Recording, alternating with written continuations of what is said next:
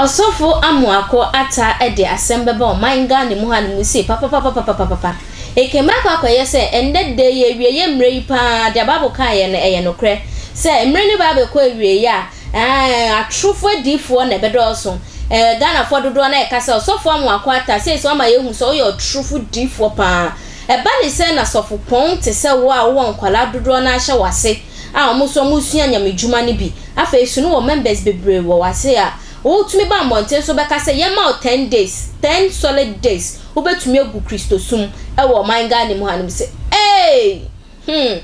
asemi atwetwe nsem dodo na e de aba manga ne mu hanim say na magime kunya matena say sansem we de so sen me ete wo se mitumi nya obi so onim de e wo nyamesem mu enu nti na me ankasa me papa Apostle Agyei aba me nchen e wo Attention TV hanim say se na be ya me ne betwetwe nkomo e de afa ho twa mi abra me twa me ho sima me ba ya beto aso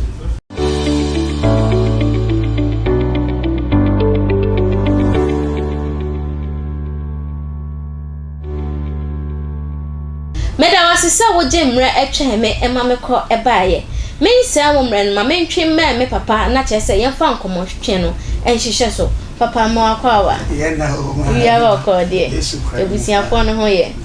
de radias papa osofo ne say obetumi akase asema be free wano ebeba obetumi akase ma 10 days ubegu Kristo so eye bosu semba eye den ebusu sem o Amoako Attah tu mi se ubetumi agu Kristo so nyame honhom ubetumi akanya no honhom aje omunye scan no munya family we are on face apem now me asofo be me honestly speaking ko me ntia asofo be prepare me dona me back me here for kwa butie be okay yeah esa ye shebi bi nso say nyam o say na me ka say okay 2 Timothy chapter 3 okay so verse 14 o say na wo de tinanye wo suana wo hunu no kware no mu wonim oniku a wo sua fi ne nchen na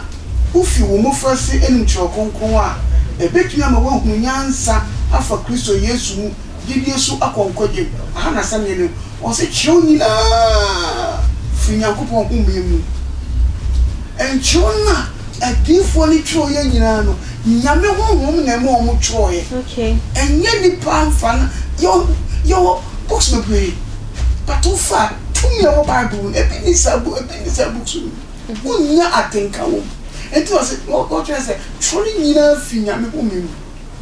eze obi a nyame ma no sani so de hu ni nyina mu nyame mo na edema so I say enti utumi me gya wo me ka say wo je say I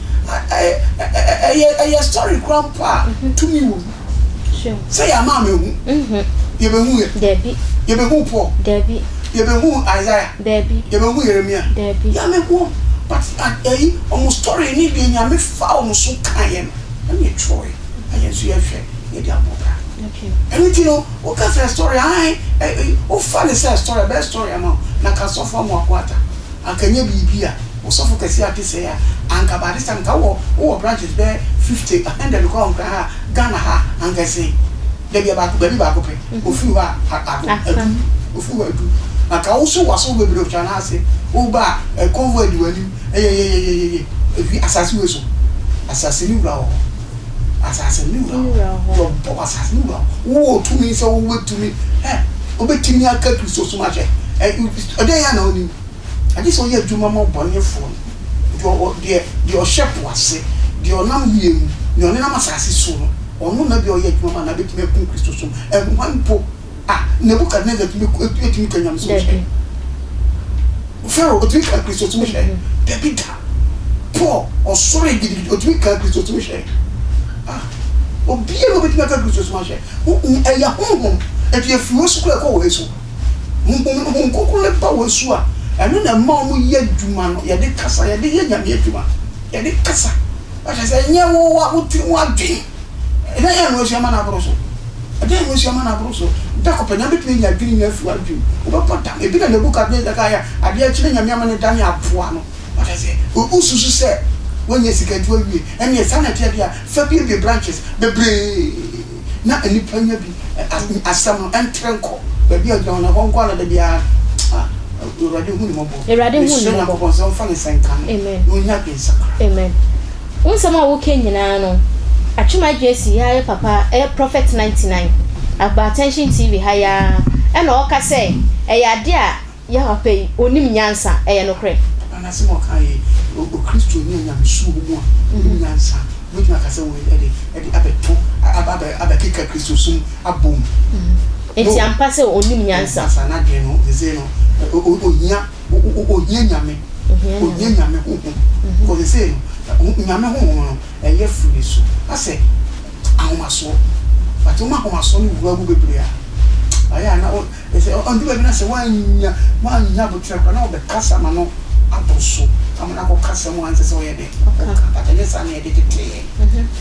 babu ya wo ka mo asemi en ma odu babu ya wodu yo ama wo kanye babu a babu ya di ho adanse e bi ka ya ma nipa hu nipa di wachi a aka wo ka we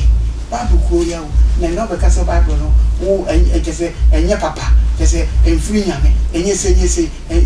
se basa da bida me bomba straight out ya bi ko nyako ko se me we feel ho a na en kai no Amen. Baby no free baby a okay. Yes, I'm so kase Ghana phone bi kase e ya de a ye papa yi odidi a ono mo nkwan because of name some kan e no kre. Me say na me say ye fenchen. Na ye de channel because odi kan ba ye be ka say Bible no ye story book. Ena ye ka se ye fenchen ye mbom pa ye ma no ena wasan so aba say ye ma ne 10 days. Between the 10 days because say ya be wura ni mo no ati se nyame pe and you me honestly say ya titi ko ni e was me nya bio okay eti dia ba be run mususu say o ya okota na say ati ko be adi a wo hu ana say ati ko dia wura ni mu a ama papa no timi afu ya baso sa no te sa unsusu say wa nkrofo ya okota na ade o kan do me timi ni tumu sa de but nene ye no so o say abano ne be hu bia no so if you ba na say akutu abati ya undimi ka jago kote wo frezo so that say akutu aba ha be kan ka so kote wo kote so abano ne de be hu bia ko enti ni sane say awade ye ma Christopher agirifo nyana ye nima no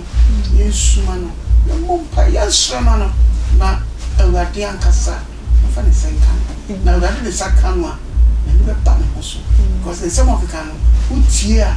and na say ni tie asem mu ye no asma musa ana ni mo ko papa ma me mo mpa papa enyo no a bia wadu esese nyame de because oni pasas me so aya no e ho hu ndu ze o se yesu za me ko me nya mo wisia na suma o kon o rechechefo na obetimi aka won kon ahye tebi obetimi kon tumi every me so no na ko we so na ko then pa na betimi dia ka kon ahye timi nya hwe ya ntino ni ade ko dia e ba ne so e ma no e kasasa ne swenya kopon se oku ni mobo na onkai ne kani nyuma onkai no chase oma e bia ho maso kakra na sika kakra na me dia to mo no na me de ma na me chichi so oma sadie no e ma no enfuri nkoso sa onkofo ye ne papa no darkness Agyei sorry no no don't carry me up the papa's is one number papa na me show be obia so me show no say saso for we na no almost so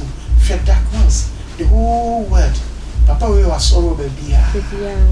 so I say utumi fia utumi kwa bolika utumi tese baby utumi kina ya sorry enye baby ba ko pe ye papa o tabo papa nya me show and sorry to do apuagu asase so obetumi akọ ena kire Yesu ena kire aba papa ne dua aba baby ba ko pe na ojina o baby ba ko pe na ojina what I say e hono na parliament I up now but say nyame adom na nyame ma no bie nyame adom say ya kwado ya ma asam also o ya apostle o dey say say o tete asori o bie branches o ya be ba ko be o na be tire gina kasa na o jira ha bi so ba da o bi tese onye bia no be tie wo o sama o kan o be da kan nyame be tire ka Kristo so nyame o fa ne sanka amen na ko ma ne bra amen nyame ho fa ne sanka no ma ne bra no so papa mbecho betumi do telephone number ne asafo a o da no de atodwa ma me asafo aye nyankopon aye matom na o de me abeto ano no be Pentecostal Faith Divine Ministry nyame na me so e dey sorry na pastor so ye wa amasama police station Agyei my number of me a benyame 0247 136867 0247 136867 o frena no pa evia me tem bia be frena bia papa benya papa na me de ko ami sure bia